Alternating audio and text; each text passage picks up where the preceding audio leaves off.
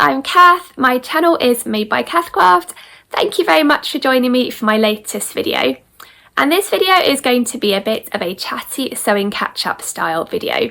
So I've got a few different things to talk about today. I've got a couple of finished sewing makes I completed over the last week or so that I'm going to share. I also wanted to share my current sewing whip, a dress I'm working on at the moment. So I'm going to talk about how I'm getting on with that make.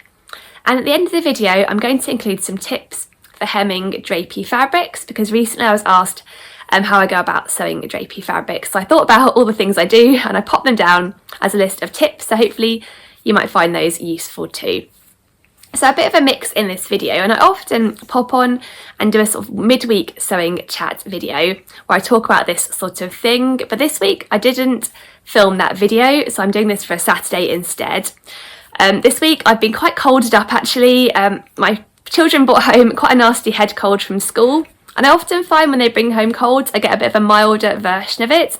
Maybe I've had the kind of virus that's going around before, but this time I got the full whammy, so I felt pretty rotten early this week. And my head was all fuzzy, so I didn't think I'd be able to sort of talk straight and sort of make sense in a video. So I thought I'd leave off with a midweek video and then do my weekend sewing catch up instead.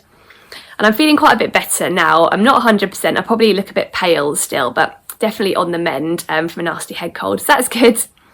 But yeah, anyway, before I start talking about all of the things that I've been up to recently on the sewing front, I'll start the video off as ever with what I'm wearing today. And I'm trying to keep nice and cosy at the moment still while I've got the tail end of this cold. So today I've got on a pair of ready to wear jeans and quite a cosy handmade jumper. And this is one of the oldest things I've made actually. I made this right at the beginning of my sewing journey. And I made it using this pattern here, which is a bit of an indie classic pattern. It is the Toaster Sweater pattern by Sew House 7. And this is a pattern that I sort of forget about for most of the year, and then it comes around to getting really cold and I think, oh good, I'll get my toast sweaters out, and I really enjoy wearing them for that portion of the year when it's really, really cold. So the Toaster Sweater has two different versions. The version I'm wearing today is version 1 here, and this is the only version I've made actually. I've seen some lovely makes made using version 2, but I've never tried it myself. So I'll talk about version 1 mainly. It's basically a cropped sweater with a raglan sleeve and a funnel neck, and it's got these oversized cuffs and hembands, so it's really nice and cozy for cold weather, but I think it's quite sort of has some nice sort of style points to it too. And in terms of sizing, I've got the paper pattern, which is a bit out of date now. It used to have a size range from extra small up to extra large. But before I came on to film this video, I had a look on the Sew House 7 website for the latest size range, and it's actually been updated now.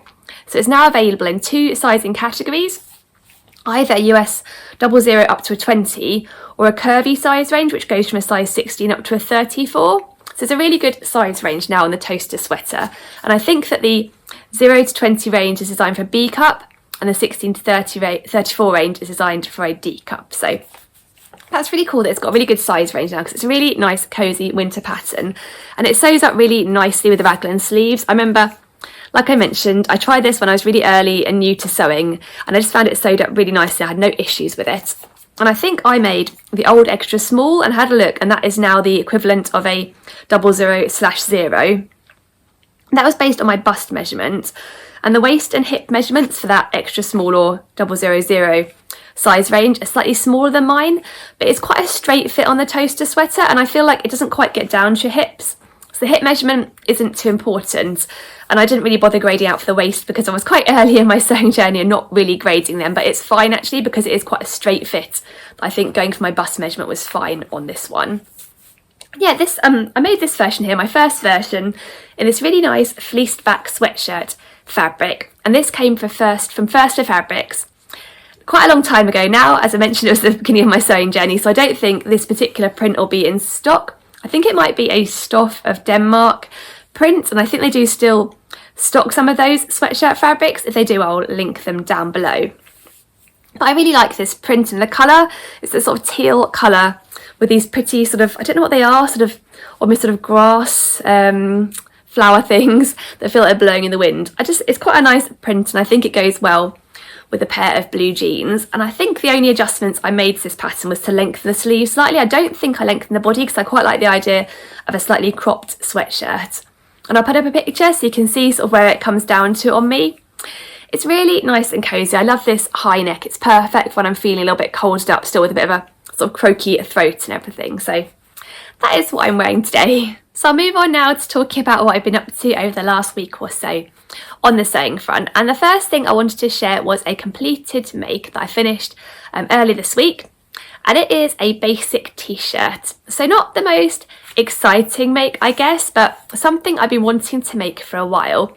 And I thought at this time of the year I really need to give it a go, because at the moment I'm wearing a lot of snuggly sweatshirts and I generally like to layer them over a cotton t-shirt. And I've got a load of old cotton t-shirts that I bought a long time ago before I started sewing, but they're gradually wearing out now. Either they've got a bit stretched out of shape through years of wear, or they're starting to get those little holes, you know, that sometimes you get after they've been washed quite a few times. So I would like, going forward, to be able to make my own t-shirts, and I'd like to nail the perfect fit. Just quite a sort of fitted t-shirt I can either pop on under a sweatshirt or wear on their own when it gets towards milder weather.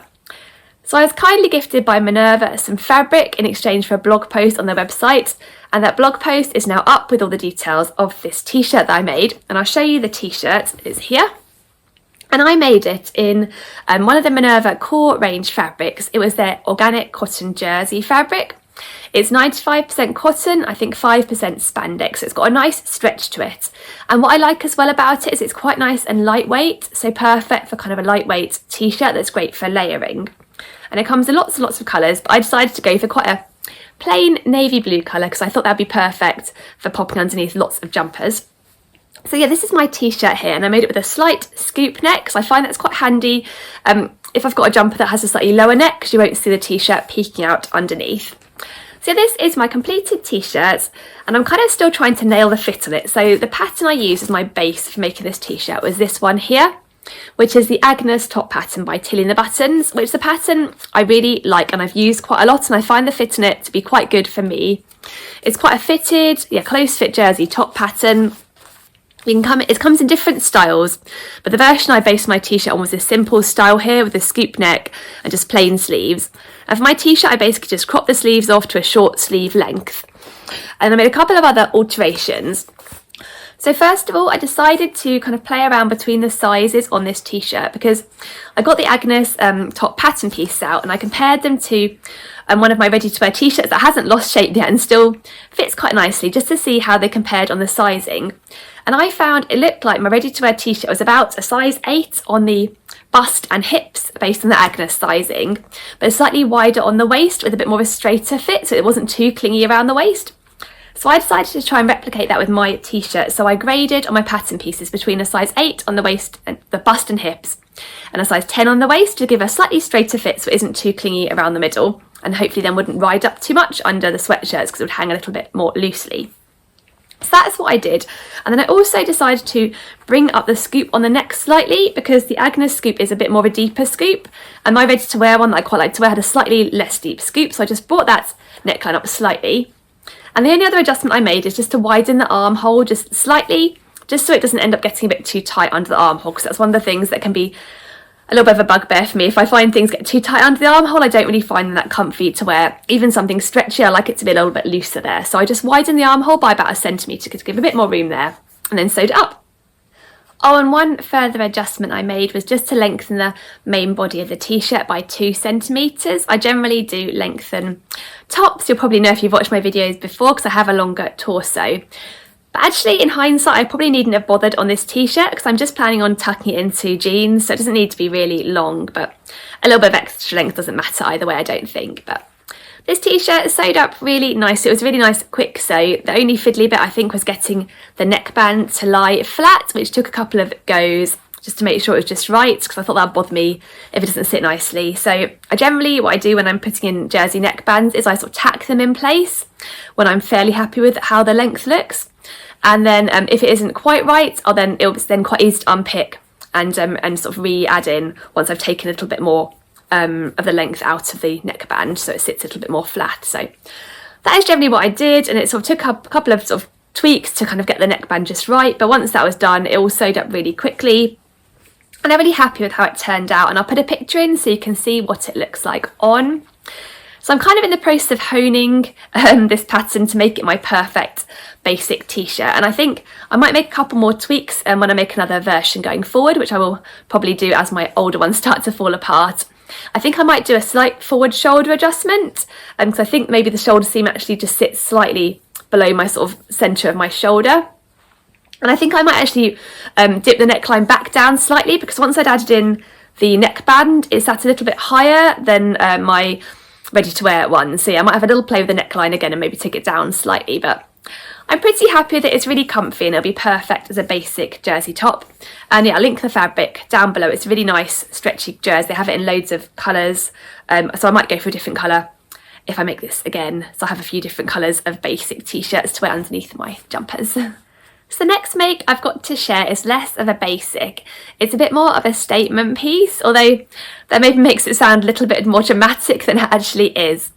But this make I made using some fabric that was gifted to me by Atelier Dupe from their new Autumn-Winter 2022 collection, which was released a couple of weeks ago. So they released a very pretty collection of fabrics, some viscose fabrics and also a couple of gorgeous wool coating fabrics. And they also released a couple of new patterns along with the fabric collection. I'll link their website down below so you can check them all out. And I was gifted one of their new viscose fabrics, which is really pretty. And I've sewn with their viscose fabrics before, so I knew that they were really high quality, and I love their prints. They're always really pretty designs and really vibrant, rich colours too. So the fabric I was gifted is this one here, and it's called their bright green viscose with small flowers. It's a really lovely fabric. It's got this sort of emerald green base to it, which is a bit more rich than I think it's coming up on the camera. Then it's got a really pretty floral design in a black and white colours, and then also this sort of pretty sort of plum colour and this light blue. And I think it's a lovely fabric for this kind of time of year. Sort of really wintry colours there, although I think it would make a lovely summer dress too. But I was thinking more wintry when I was gifted this fabric. And you might have seen me talking about this fabric on a previous video, and I asked for 1.6 metres of the fabric, I think it was, thinking I was going to make a blouse of some sort. So I talked through in a previous video a few different options for the blouse I might like to make, and I was a bit unsure on which one to choose. And then when I came to sewing this fabric, something was holding me back from making a blouse. I don't know what. I think maybe it was the fact that the fabric had a little bit more weight to it than I was expecting. It would make a perfect blouse, but I thought actually it would also make a really lovely winter skirt. And I felt really inspired by that idea, so I decided to go with that and get it cut out and sewn up before I could think any more. And I'm really pleased I actually went for a skirt because I love how it's turned out. So this is the skirt I made using this lovely swishy viscose fabric. As you can see, I've got black buttons on the front to kind of pick out the black print. And the skirt pattern I made to make this skirt is this one here. I've got it here. The Estuary skirt pattern by Liberated, which is a pattern I really love. So this pattern is for a button-down skirt with a flat-fronted waistband and elasticated back to the waistband. So you can make the button placket as a faux placket, and I've done that here. I didn't want to risk adding lots of buttonholes and potentially catching the fabric, snagging it, and causing runs. So I thought I'd just sew the buttons on and add a faux placket, because you can pull the skirt on and off with the elasticated waist at the back. So it's got a really good size range on this pattern. It goes from a size 0 up to a size 30, and I think the largest size is for a waist of 48.5 inches and hips of 57 inches. And I've always sized down one size in the pattern because the very first version I made I think came up a bit large. But actually, if you go with your waist measurement on this pattern, I don't think the hip measurement is too critical because there's loads of room. It's a really full skirt. And actually, I don't think the waist measurement is too critical even, because you can kind of adjust it by choosing the length of elastic you use at the back and kind of cutting the elastic a bit shorter if you want to hug a bit tighter, or a bit looser if you want it a little bit looser. So yeah, it's quite a good one on the sizing because you kind of adjust it when you get to quite a late stage of finishing the skirt when you do go to add the elastic in. It's a really cute skirt pattern. So the pattern is designed to be made as a slightly longer skirt, either knee length, midi or maxi length. And you can add on patch pockets or inseam pockets. But for my version, and most versions I make of the Estuary skirt, I went for a mini skirt, so I chopped it right off to above my knee because I really like that length, and I find it's a length I end up wearing quite a lot. And I went for the inseam pockets just because I didn't think patch pockets would work so well in a sort of a lightweight viscose fabric. I wasn't sure they'd hang right, and also there's not so much room for them to add them on a shorter skirt like this. So This is my skirt. As I said, I went for black buttons I happen to have in my button pot, so that was quite handy. I had enough to put on the front, and I like how they've turned out. I've got the inseam pockets, it's got the elasticated back, so it's nice and comfy to wear and also easy to get on and off. And it's got a lovely swish to it, so I'm really pleased how it turned out. And I think it's going to be really lovely for winter. I'll pop a picture up of me wearing it, and you can see in this picture I've just popped it on with a black top, which is a Freya top by Tilly the Buttons. I think it works really well because it picks up the black in the fabric, and I've got black tights on too. But I think actually this is a skirt I'll be able to wear all year round, because I think it'll be lovely with a black vest top and some sandals in summer too. So I'm hoping I'll get a lot of wear out of it. And I know I do love reaching for my Estuary skirt, so it's nice to have another one in my wardrobe. So the fabric set up really nicely. There's actually one point where my needle jammed, and whenever it does that, which is not that often, I've got a Faff Ambition 1.0 and generally it behaves quite well. But every now and then, for some reason, the needle will jam. Something I've done, I'm sure. The needle jammed this fabric, and I thought, oh no, there's going to be a run. And actually, the fabric didn't run, so I was really impressed because I don't expect there to be a run from how it jammed. So yeah, I was really pleased. I can't remember whether it was around the waistband or something, but no run. So I was really pleased that this fabric, worked really well and behaved really nicely. So this is my Estuary skirt, and I'm really glad to have another one in my wardrobe. I don't have a lot of green. I don't have a lot of green in my wardrobe generally, but it's a colour I really like, especially quite a wintry green like this. So I'm glad to have made this up. So yeah, that is my Estuary skirt, and I'm really happy with how it turned out. And I definitely recommend this pattern. It sews up really nicely. I think it looks nice in a real range of fabrics too. So yeah, it's definitely one of my favourite skirt patterns. So the next thing I wanted to share in this video is my current sewing whip. And over the last few days, when I've been feeling a bit poorly, I've been doing some very slow sewing on this dress. I've been really enjoying taking it slowly, taking the time to match it all up, and really happy at how it's coming along. So that is what I'm working on at the moment, and it's a dress I'm making by hacking this pattern here, which is the Bowery top pattern by French Navy. It's a really cute woven top pattern. I had my eye on for quite a while, and then Sarah at French Navy kindly gifted it to me a while back. And I didn't make it for ages because I couldn't find just the right fabric that I was looking for, so it'd kind of been sitting in my pattern stash unused until I found some fabric and inspiration struck, so I got it out and thought I'm going to make this up. It's a really cute woven top with a button down back and these dolman cuffed sleeves, and it's got quite a cropped boxy look to it. It hasn't got the biggest size range at the moment. It goes from a size A to a size G, and the largest size is for a bust of 41 3/4 inches. But I do know that French Navy are currently in the process of updating their size range, and they're planning to release all of their older patterns in an extended size range in the next year or so. So definitely watch this space for a bigger size range on all of the French Navy patterns. They are really lovely patterns, so it's nice to know they'll be available to more people. So yeah, anyway, I had a go of a toile of this top because I'd bought some fabric for my main fabric that I really didn't want to spoil, so I wanted to kind of give the pattern a go and check the sizing and fit before I cut into my proper fabric.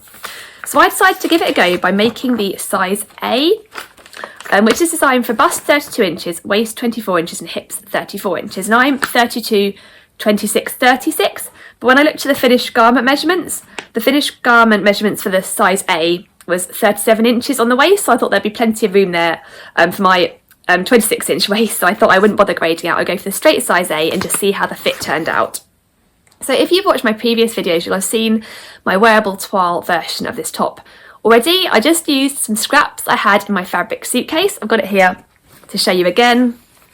I don't know what composition these fabrics are. I think they might be cotton poly blends maybe, so it might not be a top I get a huge amount of wear out of, but I think I mentioned before it'd be perfect for if I'm supporting England on a football match day or that sort of thing, maybe with the World Cup coming up, so because it's the red and white of the England flag. So this is my toile version. As you can see, it's quite cropped. Oh, it's got this cute curved hem as well. I added on the patch pocket, and it's got the button down back, and it's sewed up really nicely at the top, and I was quite happy with the sizing and everything. But something held me back making just the top version in my fabric, because I love my fabric so much. I thought I'd probably wear it more as a dress version, so I decided to see if I could squeeze out a dress and hack the Bowery top to turn it into a dress that I could use for my nice fabric. So this is my fabric here, which you'll have seen again before if you've watched my videos, but it wasn't started to be sewn up at that point. It was just sitting there kind of with me thinking, oh, can I squeeze a dress out of it? It's a really, really gorgeous cotton fabric that I got from Simply Fabrics. It's lovely and soft. It'll be really comfy to wear. I think it's quite lightweight, but it's kind of got more of a rough texture to it than like a lawn or a poplin. So I don't exactly know what you call this, but it's 100% cotton. It's got this lovely print on with these really pretty sort of dusky reddy pink colours, and then a sort of check, kind of quite a large scale check to it. So I got 1.5 metres of this fabric because when I bought it I was sure I was going to make a top and hopefully the Bowery top. But like I said, when it arrived, I liked it even more than I expected to, and I thought actually I will get more wear out of it out of a dress. But I was a bit unsure whether I'd be able to squeeze a dress out of 1.5 metres, particularly because it's got such a large scale check on. I thought the check matching might be a little bit problematic, and I didn't want to make a dress well the checks didn't match up, and actually it's not something I'd probably reach for because I wasn't really happy with the finish anyway. So I decided the other day to just spend a bit of time looking at pattern pieces and figuring out if I could make it work. So what I decided to do for my dress was to basically, I'll get the line drawings of the Bowery top up, to basically make the Bowery top but kind of crop it off straight across the bottom rather than making this curved hem, and then add a gathered skirt on, so quite a simple hack. And I was deciding to keep the button down back because I do like a button down back. I think it's a nice feature, keep the cuffs. And I thought I'd have a play with it, and I thought it might work because the way the pattern pieces are cut, you don't need a lot of fabric for the sleeve or these cuff bits because it's sort of kind of grown on sleeves. So I thought that with a few pattern pieces I might be able to just about fit them all on my 1.5 metres. So I borrowed the skirt pattern pieces from the Hinterland dress by So Liberated, because I know it's a skirt that gathers quite nicely. It's not too gathered, so it doesn't take up too much fabric because I was a bit squeezed, but will give enough gathering to make a nice gathered skirt on my dress. So I used those pattern pieces, and I figured out I could definitely get both skirt pattern pieces cut out so that the checks would match across. And I figured out I had the rest of the fabric to play with, and I could just about squeeze all the top pattern pieces on. So I just about managed to get them all cut out so they would match, and I've now been sewing my dress up, and luckily it has all worked. So haven't finished yet, I need to hem it still, so it's still in progress. I haven't got any photos, but I can show you how the dress is shaping up. So here is my Bowery top hack dress. So as you can see, if I show you the side seam,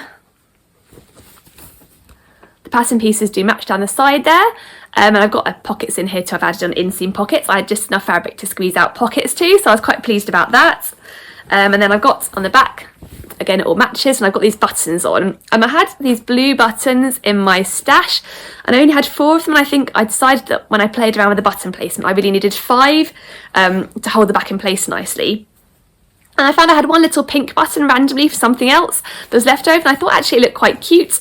On the top there's a different colour button. I did think, oh, maybe I'd trade it out for a blue button or order some more, but actually I quite like the look of that little pink button. And actually you probably won't see it much anyway because my hair will probably cover it, but I think it's quite a cute feature that I know is there. I've got the cuffs added on, and then I used some other fabric for the bias binding around the neck because I didn't have quite enough of this fabric for the bias binding, so I used some cotton lawn I had in my stash, which I thought matched quite nicely in with the blues in the fabric, and I added on the pink stitching on that. I quite enjoyed that bit of stitching of the bias binding around the neck. That was quite a fun moment. Like I said, I've taken this one quite slowly because I haven't been feeling that well, so I didn't want to sort of mess up on it because I wasn't thinking straight. So I've taken it quite slowly and stitched it all up quite slowly, which has been really enjoyable. So it's coming on really nicely. I just need to hem it, decide on the length, and then hopefully in a video soon I'll be able to share the finished dress, so you can see what it looks like on. But I really enjoyed hacking the Bowery pattern. I was really pleased I managed to just about squeeze this dress out of 1.5 metres of fabric, so I really wasn't sure if it was going to work or not, but I think this is going to be something I'll get a lot of wear out of once I've made it. I'll hopefully be able to layer it up in winter to make it kind of like a cosy winter dress, or wear it on its own in summer. So hopefully it'll be one of those pieces like my Estuary skirt that'll work around the year, and it'll have been worth all the time I've spent trying to squeeze out and pattern match it. So like I mentioned at the beginning of the video, the final thing I wanted to talk about in this video was to share my top tips for hemming drapey fabrics like viscose. And this is a question I was asked in a recent video where I'd shared a refashion project where I had a viscose dress that I'd cropped off into a top and re-hemmed it, and somebody had asked me how I do it and how I go about getting a nice even neat hem with a viscose or the drapey fabric. And it is something that I end up doing quite a lot. I do sew with viscose quite a lot. Recently I've sewed hemmed my Estuary skirt, and I do like getting a nice even finish on the hem because I think hemming can make all the difference to a garment and how nice the finish is. So I had to think about my top tips, and I think my first tip for hemming with drapey fabrics is to make quite a narrow hem, because the larger or deeper your hem is, the more chance there is of the fabric shifting. So yeah, I generally go for a narrow hem, and I prefer to double fold my fabric and stitch in place like that rather than overlock and fold up. And the reason is firstly because I think it gives a really nice neat finish if the raw edge is entirely enclosed, so I just prefer it just from an appearance perspective. But also I find when you overlock one layer of a drapey fabric like a viscose, there's a risk sometimes it can stretch out slightly if your overlock tension isn't entirely perfect, and I think it can be really hard sometimes to get the perfect tension on overlocker for really delicate fabrics like a viscose. So I find if the fabric does then stretch a little bit, it's really hard then to turn it up and get a nice even finish, because it will sort of be slightly longer on the bottom than on the fabric that slightly above you're trying to attach it to. There'll be slightly different lengths, which will make it tricky to get it really nice and even. So my personal preference is to turn it up twice and stitch it in place like that. And I usually start off with my iron and press it up by about 0.5 centimetres. And I just do that by eye to get it quite nice and even all across the bottom with my iron. I try and press it. I don't try and move the iron too much along, because sometimes you can stretch it if you're kind of pulling the iron or sort of pulling the fabric about. So I try and just press it as I go along, nice and just straight down on the fabric to avoid any shifting. I then turn it up again, and I measure to make sure I've got a really nice even hem and the stitching is even all the way around. So I'll use a little ruler and check, so I'll turn it up again by 1 centimetre. I'll check I've got a nice even 1 centimetre hem all the way around.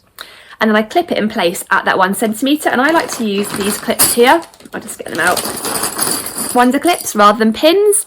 I just find they're great for drapey fabrics because they don't risk sort of snagging the fabric, but they hold it really nice and securely in place. And particularly when you're using a narrow hem, there's enough depth in them to kind of hold the whole hem in place. You can get a nice 1 centimetre hem held quite securely in a wonder clip. So I clip round and I clip quite a few wonder clips, so there isn't much space in between them for it to shift out of place when I'm then hemming. So yeah, I do use quite a lot of wonder clips. I've got a little bag here, and I do end up using quite a lot of them, particularly when I'm hemming something quite full like the Estuary skirt. I would have used a lot of clips on the bottom there. And then when it comes to the sewing machine, I usually sew it so I can see the inside here, so I can make sure that I'm actually staying on the fabric and not veering off. I wouldn't like to sew on this side and not be able to see what I'm doing, so I'd sew this side up, and I use my walking foot. And I find a walking foot is so handy for sewing with more slippery drapey fabrics. It makes sure it's fed through nice and evenly, and the two layers that you're sewing don't get out of sync. So I'd really recommend a walking foot as well. So those are my top tips for sewing with drapey or hemming drapey fabrics. I hope they've been a little bit helpful. I really enjoy getting a nice even finish to the hem. I think it can make all the difference on how neat and how good the finish is on a final garment. So it's definitely worth spending a bit of time and measuring carefully. I think the time is in the preparation here before you actually get to the sewing machine. Just taking that time, getting it really nice and neat before you actually take the plunge and start actually sewing it. So that's everything I've got to share in this video. So I hope you've enjoyed hearing a little bit about what I've been up to recently on the sewing front and my current sewing whip and those tips too. And if you've enjoyed this video, please do give it a thumbs up. And if you're new to my channel, please do subscribe. And if you press the bell icon too, it means you'll be notified when my future videos come out. So it's nice to be back on with a video. I'm glad I'm feeling a bit perkier today, so I was able to make it through this video without hopefully sounding too croaky or sounding like my head's somewhere else and I'm feeling a bit fuzzy. But anyway, I'm going to go off now and make myself a cup of tea. So I'll hope you have a lovely day, and I'll hopefully see you for another video again soon. Bye!